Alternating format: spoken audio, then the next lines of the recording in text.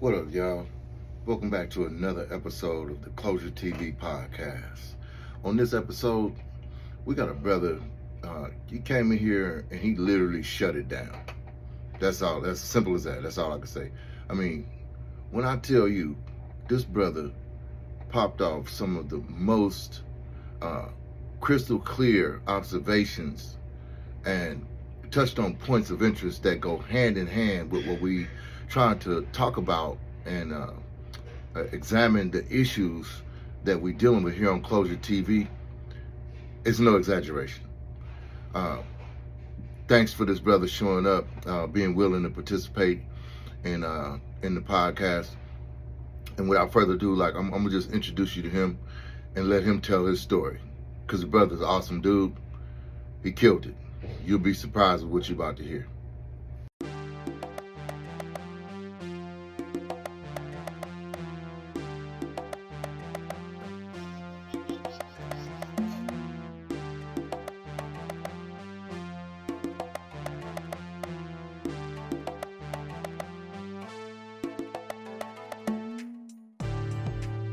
All right, man. It took me a while to get you on the call. We played a little bit of phone tag and some stuff like that, but at long last, we got you on the call, brother Marcus. How you doing, brother? I'm doing good, my brother. How you doing, brother Dorian? I'm good. I'm good, man. Definitely glad to have you. Humbled to have you on the call on the podcast. Uh, I want to first go ahead and allow you to introduce yourself and let the people know a little bit about you. First, let me just say this: this brother is a CEO of his own clothing brand. He's an uh, activist, basically in the community in caregiving, uh, visiting schools, doing motivational speaking, traveling the country. Uh, Father, entrepreneur. He do it all. This is my brother Marcus. Introduce yourself, brother. Hey, how y'all doing out there? My name is Marcus Atwood, Senior. Um, I'm from Vallejo, California, born and raised, but I currently live in the Elk Grove area, Sacramento, California. And let me clarify, as far as the CEO of the clothing brand, the clothing brand is my son's clothing brand, and it's a clothing brand that I started with no money. You know what I'm saying? We just jumped off the porch, took the ideal, and took a leap of faith. Um, and it's a clothing line to basically to promote my son, and to wake the public up about a young African American kid that's doing something different. Coming from the inner city communities, we know basketball, baseball, football, right? So my son does skateboarding, different.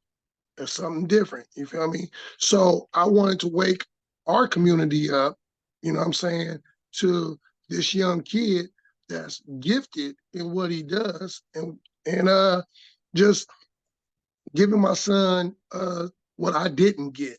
You know what I'm saying? I have a saying where if you don't like the story, change the narrative. And so that's what I'm doing with my son. And so thus, 3 years ago in 2021, we jumped off the porch with the clothing brand. And it's uh it's known. It's got momentum out there. It's a lot of people rocking our gear, and it's a lot of people that know about us, from not just on a local level, but around the country. You know what I'm saying?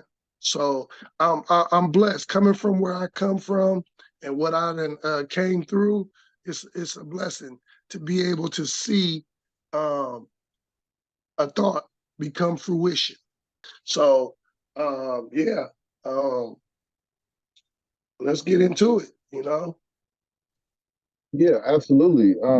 Was there Did you about the clothing brand? Did you experience a lot of rough spots with that process and getting it going? Um, it kind of like really, it just fell into place because the thought had kept playing. Like how resentments play in our head over and over and over, and they won't stop. You know what I'm saying? But this wasn't a resentment. It was just an idea that just kept playing in my mind, kept playing in my mind. And then I just started visualizing it, right?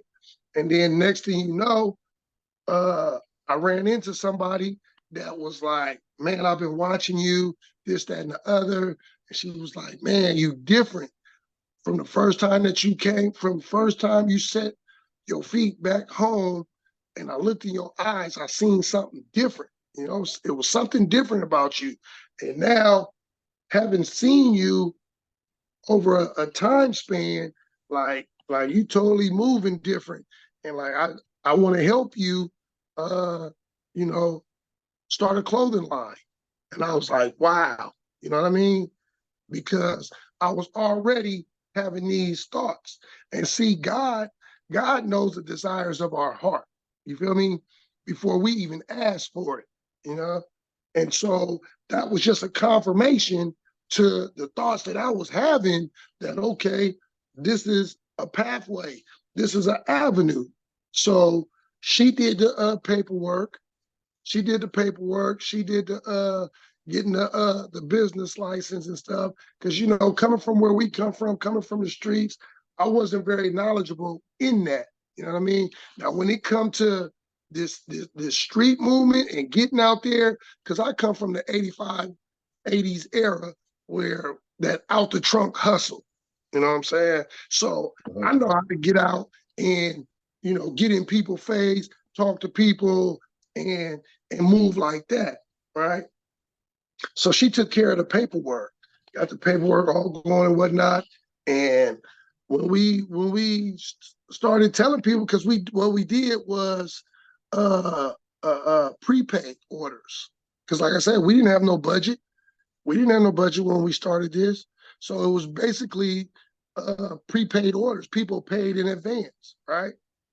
And I kid you not, in the first 2 months, and this is just hoodies, because we jumped off in the wintertime, not even counting t-shirts. When we jumped off, the first 2 months, we sold over 300 hoodies. There you go. And that was just in the first couple months, all on pre-order. You know what I mean? But I kind of like set the stage for the clothing brand, because the years prior to, like when I was on Facebook, I'm no longer on Facebook, but when I was on Facebook, I was always saying Team Atwood, Team Atwood, Team Atwood, right? And it was me and my son, you know what I'm saying? And so I kind of like set the stage for this to come into place. You know what I'm saying? So when I just made the decision to do the clothing brand, I was like, what better name? Team Atwood. You know what I'm saying?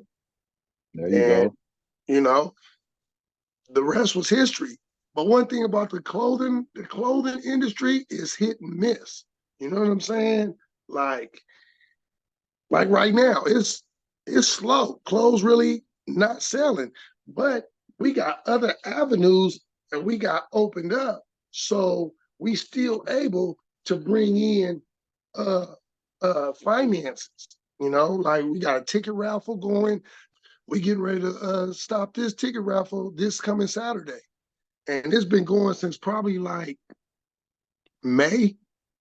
And I done sold probably like $4,000 in ticket raffles with the help of a couple other people too. Like I just got a Cash App deposit from a good friend of mine. I gave her like 22 tickets. She just Cash Apped me $240. Feel me? And There you go. tickets, all the tickets she had, she sold. I had another friend. She took tickets to her job. You know what I mean? And she sold $500 in tickets. God is gonna take care of us. We just gotta be willing to do the work. You know what I mean? And he gonna make it happen. As long as we just stay on the pathway, stay the course. I'm not gonna lie, like you know how we deal with this thing called alcoholism, right? Being, a recovered alcoholic and whatnot. So, if we get to like, if we not where our 2 feet is, excuse me, if we not where our 2 feet is at, which is today, if we like stuck in the future or in the past, that leads us into depression. You know what I'm saying? Because I'm trying to figure out a future outcome. And like literally, I've gone through periods of depression, uh, and with trying to make everything happen for my son, because the last thing I want to do is to be viewed a failure. Nobody wants to be viewed a failure. You feel me? But what God continues to show me, like, I got you. I didn't bring you this far to drop you off in a puddle. You know what I'm saying? Look where you were and look where I done brought you to. Look, let me jump in. So, because you hit on so many points, right? That got my attention, and I'm pretty sure other people want to hear about too. You said something about wanting to spark this platform to show that your son can do something different. You want to invest in him, and most of the time you got baseball, basketball, football, whatnot. But I wanted to ask you, where does that come from in relation to your upbringing? Like your I desire to mean, do that for it's him. it's it's well, my desire to want to do that for him is because I didn't get that kind of passion. I didn't get that kind of support, And don't get me wrong, I love my parents. I love my mom and my dad. You know what I mean? They did the best that they could. Um, uh, Parenting don't come with a handbook. You know what I'm saying? And so it's just based off knowing the feelings that I had from my experiences. I didn't want my son to have those feelings. And if I could uh, prevent it, not have those experiences either. You get what I'm saying? So it's like, again, God knows the desires of our heart. I was messed up with alcohol, right? And so God put me in a place because he knew that I had arrived, that I was ready. I was ready. I had arrived at that keynote turning point, right? So he put me in a place where he could have my full attention, do what he needed to do with me in the right amount of time, and re-release me back so that I could be all that I needed to be for my son. Because prior to that, I didn't have the skill set to give my son what I just told you about. You know what I'm saying? Him not to have those type of feelings and him not to have those kind of experiences. Because had I stayed on the other pathway, I might be dead now. Can you expound a little bit on the feelings that you're talking about, and perhaps the Just, experiences that came with it? just you know how a kid want to look in the stands and see they pops in the stands, rooting them on, cheering them on. You know what I'm saying? Uh, I played baseball, so I wanted to play catch and stuff with my dad. I don't got them experiences. You know what I mean? I got that experience with my uncle, my biological dad's brother. You feel me? But that was all with a hidden agenda and ulterior motive. See, this is something we learn about in this program. You feel me? Because everything we do has a motive. You know what I'm saying? Whether good or bad. You know, but he had an agenda to why he was doing what he was doing for me. You feel me? But that's another story. But it also impacted my life because abandonment came about through that situation. Whereas when he didn't get what he wanted, you feel me? Then he did no better than my dad, threw me to the curb, my biological dad. You feel me? So now I got traumas. Now I got trust issues. Now my alcoholism manifests through that. You feel me? Mm. So these experiences is what had me, even way back when, vow that I would never allow my son to experience what I did as a kid. My son will always know that my dad rocked with me 110%, period, period. You know what I mean? So in order for that to come to fruition, God had to have his time with me. and God had to get me right. You know what I'm saying? Which he did that in a classroom called the California Department of Corrections. You know what I mean? Whoa. So I had to go back to school. I had to go back to the university. You feel me? And, you know, I went to class because I kept going to class, but I kept failing, going in and out, right? I was going to class, I was failing because I wasn't paying attention, because my mind was always on the wrong things and not the right thing. You know what I'm saying? Let me And let so, me ask you something, because I want to definitely dig in on that a little bit more, because I know it's a lot more where that came from. With Do you feel like you kind of lived through your son, or by providing him the upbringing that you wish you had? Like, you kind of get where I'm saying with that? Like, because your childhood is gone. yeah. But here's the thing. It is what it is, but you can Here's now give him all of that you didn't get to have. here's the thing, right? I'm not living through him. I'm living with him. Mm-hmm. See what I'm saying? So I get to be a part of his life, right? So the uniqueness about our Team Atwood story is that it's a three-part story. It's a trilogy. You know what I'm saying? I got my journey, my son got his own journey, and then we got a journey as a father and son. So Mm. it's a three-part dynamic. You know what I'm saying? I don't I don't try to control his future. You know how like when you go bowling and like kids like they got them rails that they can put in play where the ball don't go in the gutter. See, I don't want my son to go in the gutter, right? So all I'm doing is like I'm like those rails. You know what I'm Mm-hmm. saying? He he making his own choices and decisions. You know what I'm saying? And I'm just there as a just a guidance system. You know what I mean? Right. Yeah, because he Absolutely, knows man. he knows what his dad life was like. He know dad was in the streets. He absolutely knows. You know what I'm saying? He knows dad been to the penitentiary. It's my life is not a secret to him. You know, he's seen his mom life and he's seen his dad's life, and he knows he doesn't want the choices that we made. You know what I'm saying? And he told me out his own mouth. He was like, "Dad, I'm bigger than my neighborhood. This is bigger than that." You know what I mean? Because Right. he growing up in Del Paso Heights, but that Mm-hmm. skateboard takes him out the hood. So my son at an early age has a broad horizon visual because we've traveled all around the country. Not only that, my son has been out the country several times. The last time that he went out the country, he went to Europe at 12 years old for skateboarding.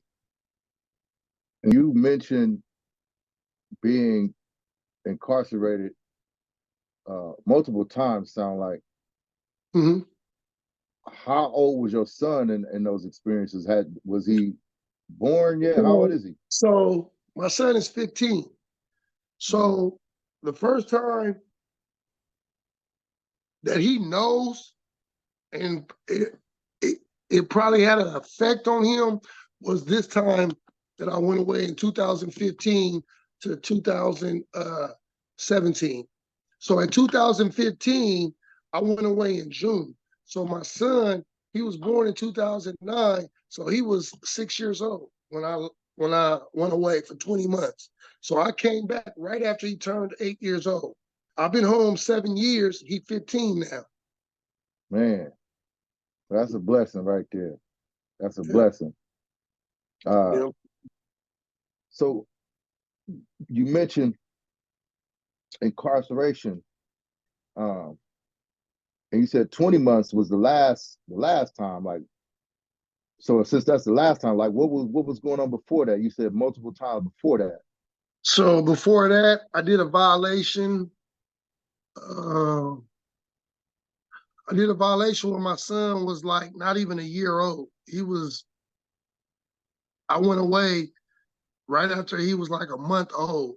It was a violation on a domestic situation between me and my son's mom. She didn't call it in on me or whatnot. It was her stepfather. He reported it to my parole agent, and you already know with parole they don't have to have no police report or nothing. Feel me? They just violate you. You know what I'm saying? And so I did like a 10-month violation on that. So I came home right before he turned 1 year old. Uh, and then after that, I caught another violation on a DUI, like Mm. like 4 months. I was only out for like 4 months and caught a DUI violation. I got out, found out that my oldest daughter had been molested. So Mm. so we can already know where that goes. But here's the cold thing with that. So when I found out about that, it triggered in me back to my childhood when I got sexually molested. You see what I'm saying? And so what it triggered in me is that my dad wasn't there to protect me.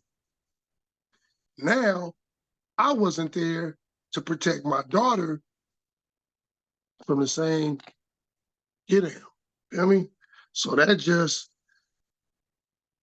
I just dove deep into alcohol. You know what I mean? Because Was it you said violation twice? What was the original charge then? Was it because I know you mentioned the one that I talked about with my baby mom, that was a domestic.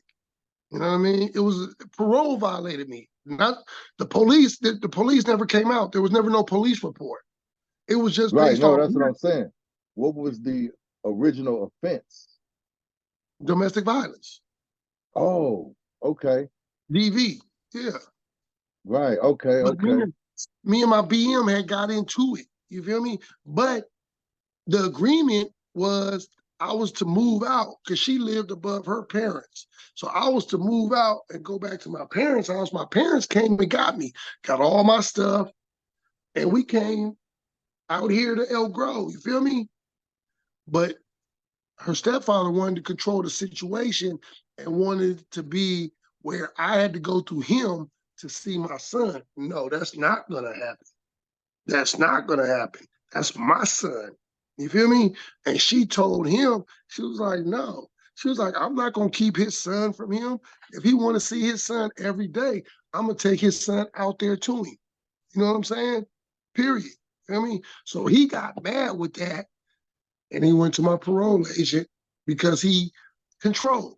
You feel me? He wanted the dictatorship in the situation. right. Was you mentioned alcohol, DUI? Was alcohol influence in the action that you took Most definitely. leading up both times? Most, most definitely. I came home. I had been out late drinking. Came from I was out at Warner's and my brother was in town. You know what I'm saying? Out kicking it, drinking. Woo came in like 4, 5 o'clock in the morning, and she said something, and you already know what that fuse is like. You know what I mean? And it was ugly. You know what I mean? I don't. I take full accountability. I put myself in that position for her stepfather ultimately to be able to go to the parole agent by my actions that Action. or that morning. You know what I'm saying? Right, right. And so you end up seeing the inside of the corrections department and getting the education on that level. Uh, But I what got your attention? nothing got my attention because I got out and did what I do. You know what I'm saying? I Mm, did I didn't surrender until 2015. When 2015 hit, when I got arrested, I was done. I was done. But After how many years? After how many years of that same pattern? 20, 20 years. 20 years of going in and out, in and out. Over the course of 20 years, I done did time in 19 institutions. Wait. Say that again. Over a course of 20 years, I've done time in 19 state correctional facilities. So like this last time when I went in, right? I went to Tracy, reception, then went to Susanville, wasn't going to fire camp, so then they sent me to Pelican Bay Ranch. That's 3 institutions in one term. You get what I'm saying? Right. So that's how it multiplied. Because in the 3 terms that I done did, 3 different terms, each time I went to Susanville and then got transferred out because I never went to fire camp. So that's how it, you know what I mean? The institutions multiply. Right. But that's a hell of a road to travel, man. It is. Hell of a road. But when you in step 2 in an insane state of mind, you feel me? It's everybody else's fault and it's never your fault. So let me throw this out there for the people viewing this. Marcus is mentioning the steps, and I just want to acknowledge on the record that we both understand a program called Alcoholics Anonymous. And so, it ain't to try to influence nobody or push it in a certain direction or nothing, but that's the lingo that we talking, because I understand that language too, right? But yeah, so you say, basically the steps is giving you a guidance and a different understanding on how to move. What the steps did is took me from a place of who I thought I was to who I really am. You know what I mean? Like your reputation, that's who people think you are. Your character, that's who you are. Okay. Yeah, So, never quite heard it put like that. Yeah. And them is nuggets too, man. Just from your mouth to my ears, bro. Believe me, I'm picking up what you're putting down. Is there anything else that you would say you experienced as a part of your inside journey that really was eye-opening for you and kind of rattled you a little bit or something, made you start thinking about stuff? I had spiritual experiences throughout my different times of incarceration, because here's the thing: when I get locked up, I become very spiritual. I live a very spiritual life inside of an 8x10 box, right? And so that's my sustainment. That's what sustains me and keeps me whole while I'm walking through that journey. You know what I'm saying? For however long that I'm in there, right? But then when I get out here, what I find out is I go batshit crazy because, like we know, I'm an extreme example of self-will run riot, right? So what that looks like is that, okay, God, you got me through that. I got this now. I'm back out here in society. Now I can handle it. I can run my life now. You know what I'm saying? So I take the reins back, right? And what do? I run my life right back down that foxhole again. You know what I'm saying? Thinking that it's going to be different this time. It ain't going to have that same outcome, right? But it's always that same outcome. Luckily, by the grace of God, that it's always been that outcome of jails and institutions and not death. But Like we know, like it tell us in the book, the fundamental ideal of God is in every man, woman, and child. So what that looks like is God is in my heart, right? So if God is in my heart, God is with me everywhere I go. And that's why I survived all the gauntlets that I done went through, that I done put myself through, is because the hand of God was always on my life. He never took it off me. And that's why I survived, because like I quoted to you off of my shirt, Jeremiah 29:11, for I know the plans that I have for you, right? God knew the plans that he had for me when I was in my mama's womb. You know what I'm saying? Even when I was out there doing what I was doing, living how I was living, making the choices that I was making, the behaviors and actions that followed them choices and action, God was still, it's all like Romans 8:28. And I know, and we know, for all things work together for the good to those who love God and are called according to his purpose, right? So the key in that is all things. That means both good and bad. So the bad things that I even uh involve myself in all plays a part in God's purpose and plan that he had for my life. You see what I'm saying? Nothing in my life is wasted or not useful. I just had to surrender over to him, and he made use of it all. Absolutely. Well, question for you. During your time of incarceration, had you ever suffered a loss of a friend or a close friend or a loved one? Absolutely. I've lost friends. I've lost family members. You know what I'm saying? Yeah. I lost I lost an auntie. No, I take that back. I lost my auntie before I got locked up. Uh, and I tried to go to the service. Parole wouldn't let me. I tried to get permission and clearance to go. It was in Arizona. They wouldn't let me. So I used it as an excuse and said F parole and just went on the lam. So I left. I was in LA, Las Vegas. I was just all over. Finally, I got picked up in Las Vegas, right? So while now serving out this violation while sitting in San Quentin, I found out that my baby cousin, my auntie's youngest son, he committed suicide. He blew his brains out. And I was just supposed to see him in Vegas. So how did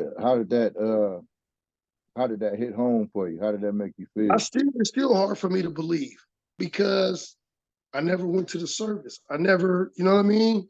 I just know what my experience of finding out, which was while sitting in San Quentin Reception Center and having to make that phone call home because my mom called up to the institution for me to call home and finding out that little cousin was gone.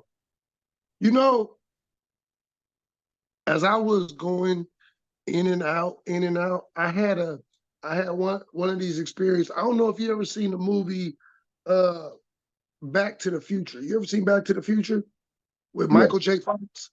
yeah, Huh? So you yep. remember how when he looked at a picture, a photograph, and he was like going in and out of that picture, fading in and out? I visualized that one of my times while incarcerated, that was me because I was going in and out of prison. So it was less and less family pictures that my family was able to have with me because I was spending more time locked up than being at home and being with family. It's just powerful to hear those words coming from you because in a large way, man, I could actually spit that same thing out in my own personal experiences too. You know what I mean? And so, like with Closure TV, man, that's what I do, man, is try to just look to expose that stuff, man, because we don't talk about it. We Man, don't look, talk about it to other people, man. these youngsters, like when I hit Tracy this last time, reception center, when I walked on that yard in reception, And I looked around. I said, I'm done. I am done. Because what I looked around and seen was juvenile hall. Juvenile hall. In the So what pen. that what that looks like is because it was full of youngsters. It was full of babies. OGs, we dinosaurs. We dinosaurs in there. It's all youngsters. I said, oh, the demographics have changed. You know what I'm saying? And now, because like when we was going, the OGs was, quote unquote, lacing us up. Now it's the youngsters because they ain't listening to the OGs. They ain't listening to the OGs. So now it's them, it's youngsters lacing youngsters. So what you got? Crash dummies. Crash dummies. Because they don't have a clue to what life is really getting ready to look like. It's still, it ain't hit them because they in reception center, they still seeing a lot of the homies, you know what I'm saying? So it's, they rap attack, rapping during yard and all this, that, and the other. It's fun and games. But when you get down there to Calipat, you know what I'm saying? Chuckawalla, you feel me? You somewhere way out the way, and before you didn't know it, 5 years and passed. 10 years and passed. And you ain't hearing from nobody but maybe mama. You know what I mean? And then the reality hits you like, this is what the rest of my life is looking like. You know what I mean? A window about this big. See, it's by design that the windows in the institutions is that small because they want your vision to be that small. Like, take for example right there, that's a window, right? But look how wide it is, right? So it gives you a wider vision. That vision we got inside the institution is small, it's narrow, because that's where they want to keep your mind in a compact, narrow space. It's a wicked and demonic plan. So I was gonna say, within that experience, uh, you can be unfortunate to be in a place where it's going down at. Yeah, You had any of those experiences? yeah, yeah, yeah. Riots, yeah, with the Southern Mexicans, yeah. And they ain't playing fair. Everything with them is about sneak attack. You know what I mean? So So share a little bit about about that experience, because just from my personal experience, I know that when you're in that type of situation, it don't have to be nothing going down, but it's always in your head that you might not make it home. yeah, once you go inside the institution, it's already in your head that you're not guaranteed to walk back out of here. You know what I mean? It's just not even in on a ranch level 1 minimum support facility. You know what I mean? You not guaranteed to go home. You know what I mean? Right. So every day is a blessing that you made it another day and your head on the pillow. You know what I'm saying? But yeah, I experienced, up in Susanville. Susanville that's one of the dangerous type setup because it's dormitory and it's like 30-man dorms where you locked in there. Ain't no CO in there or nothing. It's just 30 inmates inside of a building, inside of a room. And that's what happened. They knew just how many blacks would come back for breakfast, which was like 4 of us. Yet they had like 10, 11 Mexicans. You know what I'm saying? So they knew that they had numbers. You feel me? So it was like 2-1.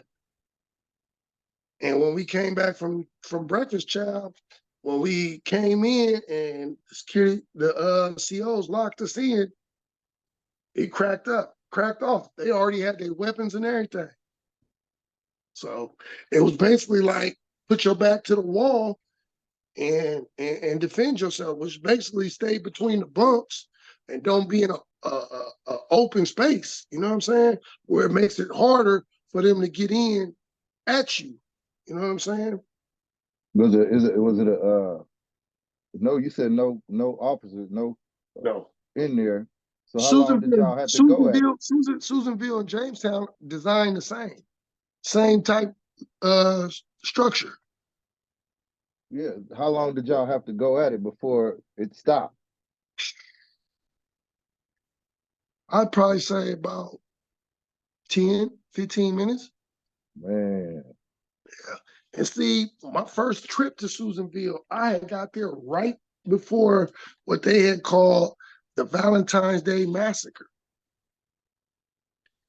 This shit was so crazy where, so it popped off, right? And so it was just dorms going off.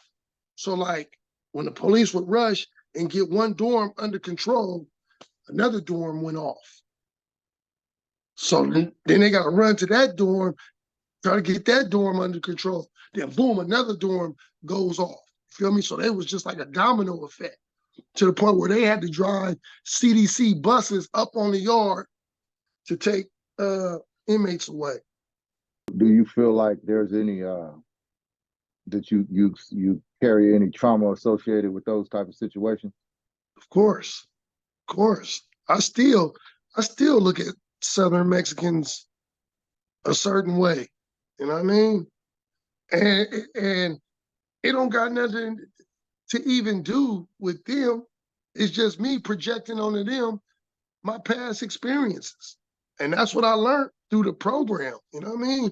Dude ain't did nothing to me, but I'm feeling some kind of way about this dude just based off of where he from. You know what I mean? And his ethnic background. Right. So that brings up a question that's been kind of brewing in some of my recent conversations too. Uh, do you feel like you prejudiced? No, no, because my kids are biracial. All four of my kids are mixed. But it So sounds. I mean, the reason I asked that because like I said, I had to ask myself that question too. But it's like because of my conditioning and what I've experienced. Like you said, I'm projecting based on my past experience without even having a real encounter or a conversation with this person, but yet and still I got them lumped into a certain category off top. That's why I asked contempt that. prior to investigation. It's prejudgment. You know what I'm Mm-hmm. saying? Because I don't hate them. You know what I'm saying? Like, like I've interacted with them on the streets. You feel me? But I know thoughts that have gone through my mind. You know what I'm saying? Uh, but I don't act on them thoughts. You know what I'm saying? And I know them thoughts is based off my past experiences. Because don't get me wrong, I done met some Southern Mexicans that is solid. It's like an onion peeling off layers. You know, um,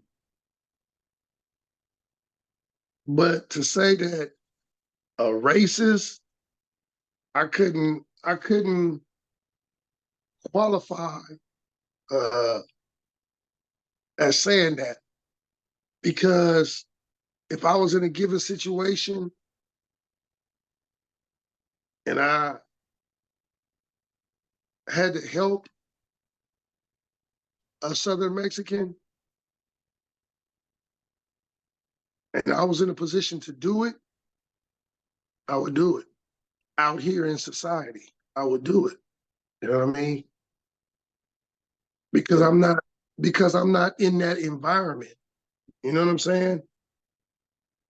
Like that was a fresh perspective in a way for you to spin it like that, man. Yeah, because I would say, in my opinion, that it may be some stuff that I haven't visited in a more deeper way because of experiences like that too. But it's like, yeah, I mean, I guess it is some trauma associated with it, bro, because and that's the thing too about, like I said, with the Closure TV channels, because we don't all carry our experiences the same way. You know what I mean? Something that you could have just brushed off could be something that just blew me away. Like I'm literally shook, you know. And even now today, like you said, being in certain cats' presence because of my experiences, I get a decent level of anxiety. Even though I might not move on it, my head be way more on a swivel. You see what I'm saying? And I know, and a lot of times that is because of something that's untreated because of that situation. You know what I mean? So there's no closure, or Yeah. not a deeper level of closure associated with me burying that situation, and walking away. So what, I know you say you went back in on a message of inspiration type visit. Uh, can you share a little bit about that? Well, I went in through Alcoholics Anonymous, and it was a conference. My first experience going in, CTF, Soledad, and I my first time to Quentin, on my way leaving there to go to CRC, I spent the night in Soledad, like 26 years ago, on a layover en route to going to CRC. And now, at the time of going back in there, it was 25 years later. You know what I'm saying? And it was just like, wow, walking up in there. And it's built just like Tracy. They Soledad and Tracy built exactly the same. So it was just like walking down that corridor, you know, it was like, man, I don't know. It's just like to be able to put it into words, like, and I'm walking and these guys is in blue suits, in the blue, you know what I mean? And I'm in all black. And it's just like, damn. But for the grace of God, that's really all I could say. It's like, but for the grace of God, there go I. You know what I'm saying? But thank God that I made that choice that started back in county jail, RCCC, to begin the journey of getting sober. Thank God that I made that choice and decision and stayed with it. That enabled me to now, at 6 years out of incarceration, be able to experience walking back inside of this institution, and seeing it. But then to get inside the conference and mingle with my brothers, because that's who they Mm-hmm. are. You know what I'm saying? And to be able to mingle with my brothers and have my brothers feel like I'm still one of them, like, that's gratifying. You know what I'm saying? Like, they don't see me as better than, you feel me? They see me as one of them, and that I'm just a brother that made it back outside and continued to work the program, to the fact that it's now brought our brother back inside to be a reflection, to show us and give us that hope that, hey, man, this program works outside of these walls.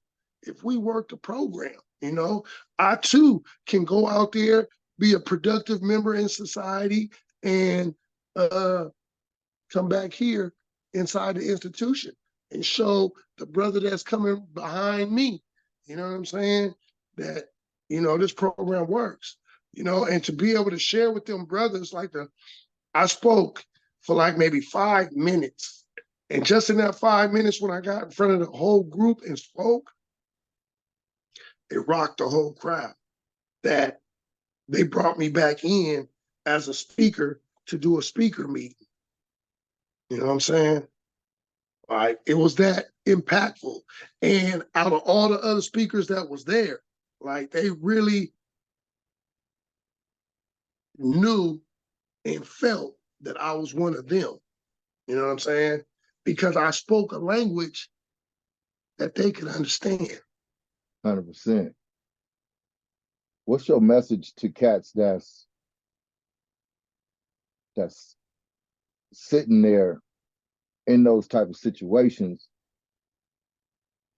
and they haven't decided to give themselves a chance, and you know what I mean? They got a shot and they just really haven't let go of old behaviors and stuff like that. What's your message to them? Like when I was inside, like, I talked to a lot of youngsters, right? But what I do is when we in conversation, I pause them and I'm like, look at this. Look at what you're talking about, right? Look at what you're talking about. Now, you just said this, right? What is that going to do for you differently to make your outcome different from you not coming back in here? You know what I'm saying? Or somebody killing you out there on the streets. You know what I mean? So I try to get them to look at what's coming out their mouth. Because what's coming out their mouth is only coming from their thought process. So it's the mindset where the change begins at. So if they're not implementing change in their mindset, then, like I tell them, you know what I mean? Like, I pick and choose the conversations that I involve, that I entertain. If it's not a fruitful conversation, then what is it? It's a bunch of BS and lies being exchanged. And I done already did that. I've been there and done that. You know what I'm saying? I want what's going to help me to be a success out there.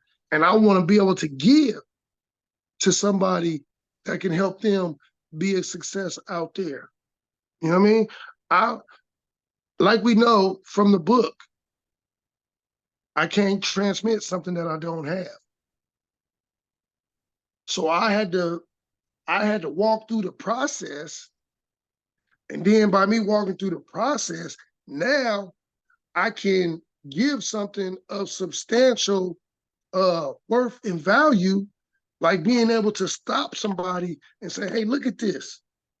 Look at this, what you're talking about right here. You know what I'm saying? Like, this has nothing of productivity. It's destructive. You know what I'm saying? And getting them to look at that. Like, you talking about you change, you talking about you're not gonna do what you did, but where are you implementing this at? Right. That's the question. Where are you implementing this at? Because you can talk change all day long, but where are you implementing it at? Where's the action take place at? What are you doing differently while you are locked up from any other time that you've been incarcerated?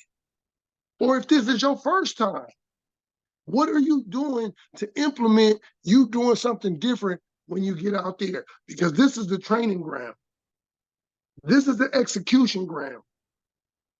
Because if you can't execute in here, these same type of distractions is going to be out there, and you're going to 10 times worse. 10 times worse on the street. You feel me? That's why God got me sober the way he did, because it was the training, it was the preparation. See, nobody lies to us worse than we lie to ourselves, right? Example, what I'm saying, I could have been like, okay, I'm gonna get involved in the program when I get out, right? So this 20 months that I'm down, right? I done basically wasted. I done wasted it, right? So now time is up, time to get out. You think I'm gonna implement that program? You think I'm gonna go to AA? You think I'm gonna do what's required? Absolutely not. Because now I'm back out here. Feel me? So now I'm a creature of habits. I might go to a couple meetings. I might go to a few meetings, but commitment is not going to be there. Consistency is not going to be there. Discipline is not going to be there. Focus is not going to be there. These key elements is not going to be there. So what's going to happen? I'm going to go do what I do.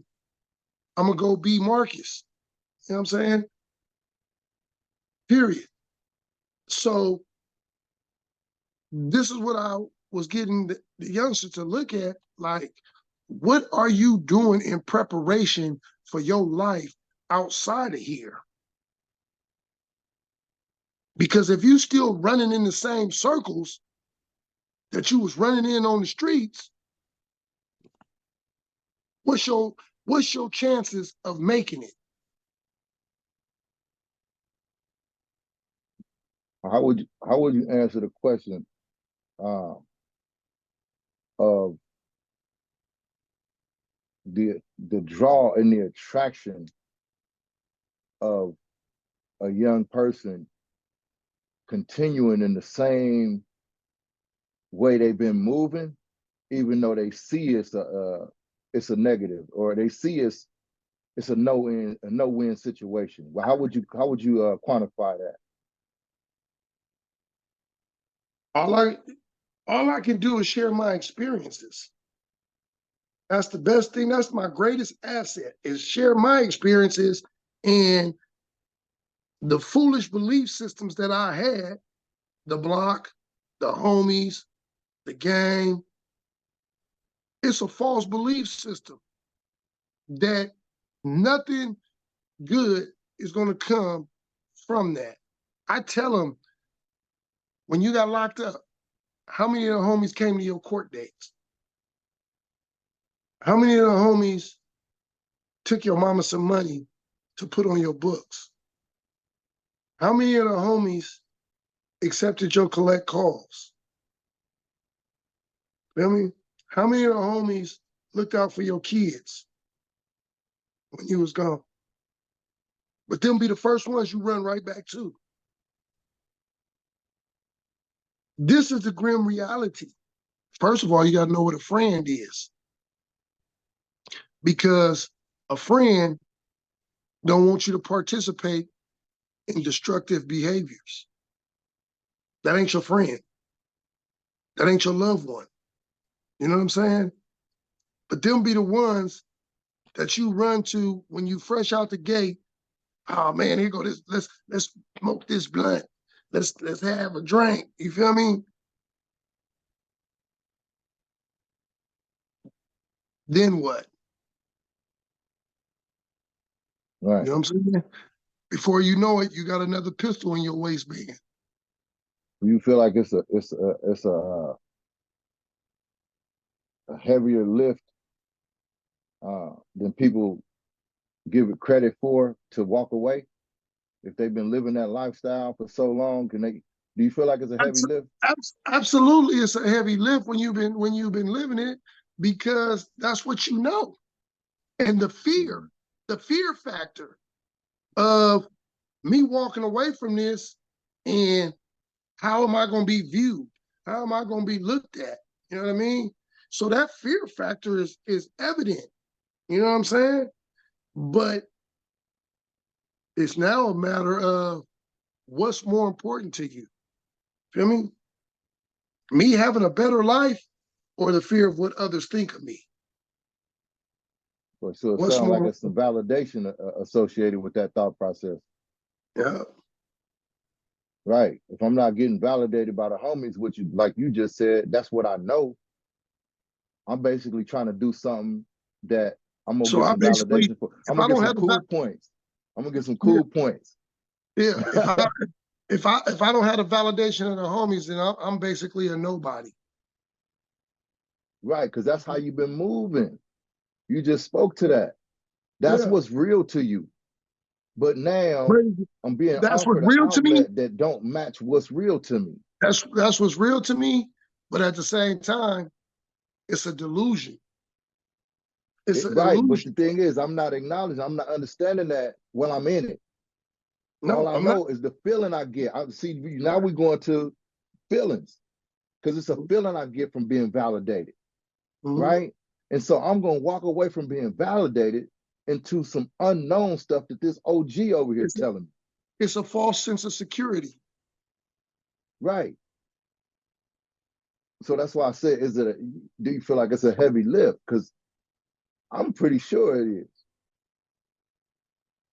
you I know? mean, that's like me. When I made my choice to go this different pathway, I got ridiculed. You know what I mean? But the desire to have a better life weighed more than somebody's opinion of me. At the end of the day, that really don't give two pisses in the wind about me. So when I walked this process and I found me, when I found Marcus, that was the best discovery ever. At some point, and because you talked about choices and decisions a minute ago, at some point, you decided to make the choice that I'd rather endure whatever suffering comes with ridding myself of this past delusional way of thinking in order to gain the higher percentage chance of surviving and making it. Purging myself of the baggage, insecurities, and all that included, finding myself, and I'm just basically setting myself for a win, but it's a little bit of suffering that got to come with that because I'm walking into the unknown. I like that I know you do the work that you do, and I can see it in the passion that you got for your son. You know what I mean, from what you shared, and that's a testimony of courage, man, that people gonna identify with because if your move don't come with that component, it's gonna be pretty weak.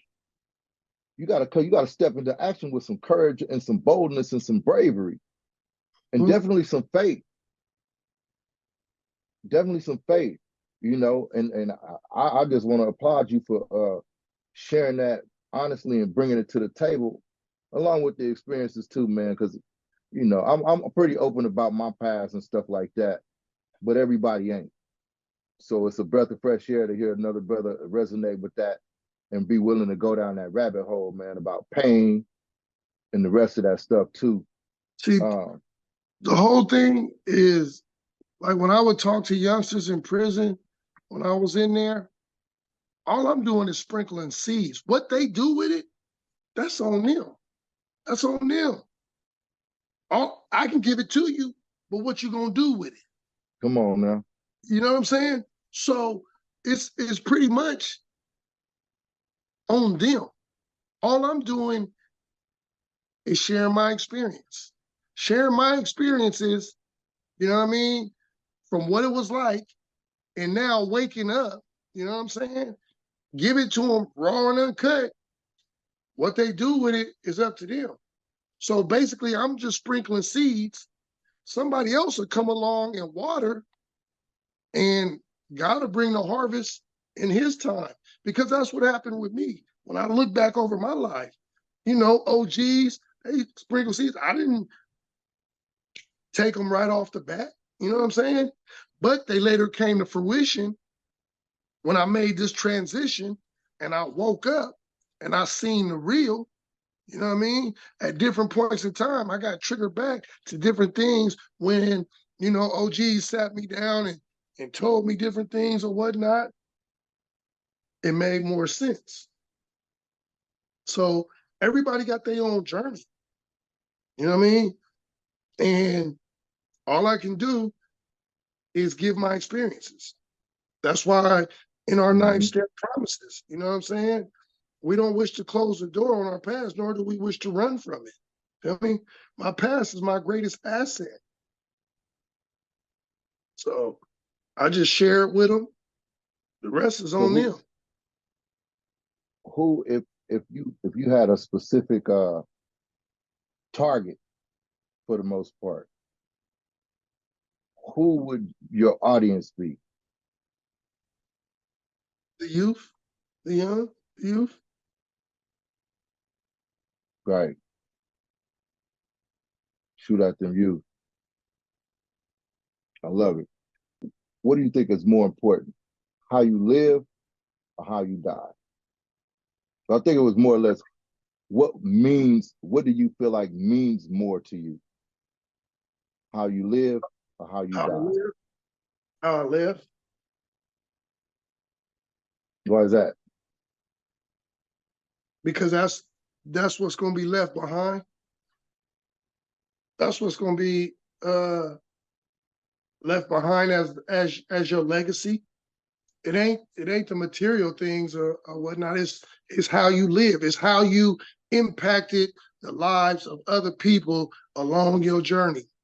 That's your legacy. You know what I mean? What you will be remembered by. I think about that all the time. If I was to go today, you feel me? You know, what would be said? I'm thinking about that, you know, because I'm older now. You know what I'm saying?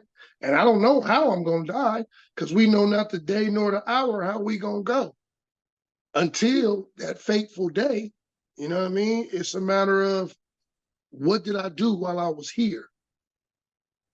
What did I do to impact somebody else's life along this journey?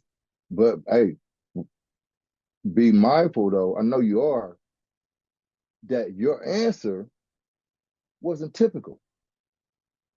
See, because over through the course of this interview, I've learned a little bit from you. And I know that's coming from a special place. See, the next cat answering that question is going to say something totally different. And I heard that, and it resonated, and it lined up with everything else you've been saying since we've been on the podcast, right? So yeah, no, I definitely appreciate that, you know. And so I believe there's a lot of people out there that's going to see this podcast, that's going to find they got some value. Just hand it to them for free, you know. How can the people contact you about Team Atwood clothing and social media stuff like that? They can just on my social media. We got a Instagram page, Team Atwood SB _. They can the page is public, so they can just pull it up, inbox me. Is Gucci. My personal page, Marcus Christopher Atwood, my full name. And people ask you like, dang, that's so long, right? And the reason why I did that, right, because I lived in a false identity for so long. You know what I mean? And I was really ashamed of my name. You know what I mean? So part of my healing process was living in the fullness of who I am. And Marcus Christopher Atwood is who I am. So I built a page with my full name. And so they can follow me on there. And it's a platform. It's a platform that they see the day in the life of a recovering alcoholic and what that looks like. They see my wins, they see my losses. You know what I'm saying? I'm transparent, and I get vulnerable on there, because this is what it looks like. You know, you got a lot of podcasters and people that speak, but you never see the struggles, or you never hear them go into detail about their struggles. I hear you telling me what to do, but how did you walk through what to do? How did you walk through? You know what I mean? While in it. You feel me? Like I got on my social media and talked about depression. You know what I'm saying? Mental health.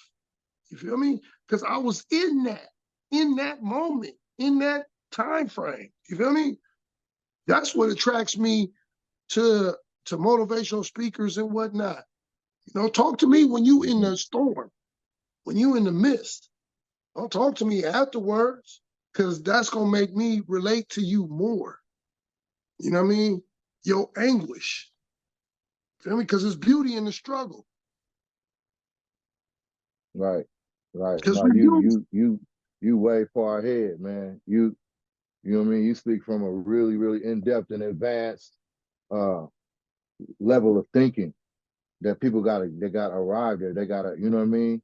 I know it took a lot of hand holding for me to be able to grasp that, you know. So yeah, nah, that you what you doing, man, you bringing some real fresh water to people, man. And I hear the work. I hear it. You know what I mean? I hear it. Uh you got some last thoughts you want to put out there for the people, man? Man, I'm just grateful. If I could say anything to anybody that's listening to this right now, is share this. Share this interview. Share this interview with somebody that you think is going to impact their life. I mean, it don't cost nothing. That's what I tell people when I put something on my platform, on my page, where I'm dropping jewels or whatnot. I tell, man, share this with somebody. Feel me? That's the whole point of this, is to share it, because you never know that what's said on here, what they gonna get from that. And you might be the difference in life and death for that person. Share it. You know, each one teach one. Yeah, indeed. Indeed. You know, and I definitely got something out of it too, man. 'Cause I'm usually more, I'm usually more the one that's doing that. And I say that to you because you have that motivational speaking spirit. And as a coach and as a leader, I'm usually the one that's dropping nuggets or attempting to, versus just sitting back and listening and absorbing. You know what I mean? Because I've been called to do that. And so I do it and I do it and I do it. But sometimes, man, I want to just hear uh, a, a genuine message, an honest message. And that's what I heard from you, man. So I'm really grateful that you accepted the invitation to be on the podcast, man. Give them your socials one more time and your clothing brand. Oh, don't you have a piece of a gear or something handy that you could show them? So this right here is one of our t-shirts, and we put that on our hoodies too as well. And it says on there, it says authentically created, built different. See, a lot of people scared to be different. Everybody want to fit in. That's why all these rappers sound the same. You know what I'm saying? When we was growing up, you knew a E40, you knew a Tupac, you knew a Ice Cube, you knew a Biggie Smalls, because everybody cultivated their own individual sound. Now, all these cats want to sound the same. And it's all a bunch of mumble jumble. Feel me? So be different and be okay in your differentness, right? And that's what I put to my son. It's okay to be different. You know what I'm saying? But at the same time, be authentic in who you are. You know what I mean? So authentically created, built different, and then it has a scripture on there, Jeremiah 29:11. You know what I'm saying? For I know the plans that I have for you, says God. You know, the plans not to harm you, but to give you a future. He gave me one. You know what I'm saying? That's a promise. That scripture is a promise. God is promising. You know what I'm saying? And he's not a God to break his promises. He can't. You know what I'm saying? And then on the back of them, like this is a black t-shirt, right? So on this white t-shirt, it's gold print on the back. But on the back of it, it's got, you know, Team Atwood Skateboarding, and established November of 2021. That's when our clothing line started. So that's Okay. our t-shirts or whatnot. We got hoodies, whole sweatsuits, And they can see that on the website that you Yeah, gave. yeah, they Okay. can, scroll through there on the Instagram, because I got so many sweatsuits and hoodies or whatnot, because I'm a billboard for my son, just like right now. Yeah. Team Atwood Skateboarding, members only. This is a Yeah. design. This is a design for our sponsorship. You know, all our Yeah. No, I sponsors, gotta go cop me something, man. all Yeah. our sponsors on the back. You know what I'm saying? They financially support my son as well. You Okay. know, so Yeah. No, we gotta direct them to that site and get them on there. yeah, if they I'm want I'm to I'm check gonna out, cop something myself. if they want to check out my son, they can go to his Instagram, SACJIT, SACJITT, SACJITT, and they can check out his Instagram and see his get out, see how he moving on that skateboard. They can Google my son, Marcus Atwood Jr. He'll come up in Google, and you can see, we done did interviews with Good Day Sacramento, CBS 13. They can see a video of him in Europe. He got a nice little catalog. Okay. Yeah. So y'all check that out. Man, just want to shout out my man Marcus one more time for for showing up and gracing us with his presence. We're gonna wrap it on this one, y'all. Closure TV. Once again, thanks to the brother, man. Boom. We'll catch you on the next one. A wise man once told me two things that I never forget. Number one, you gonna live forever. Number two, if you gonna say something, say something.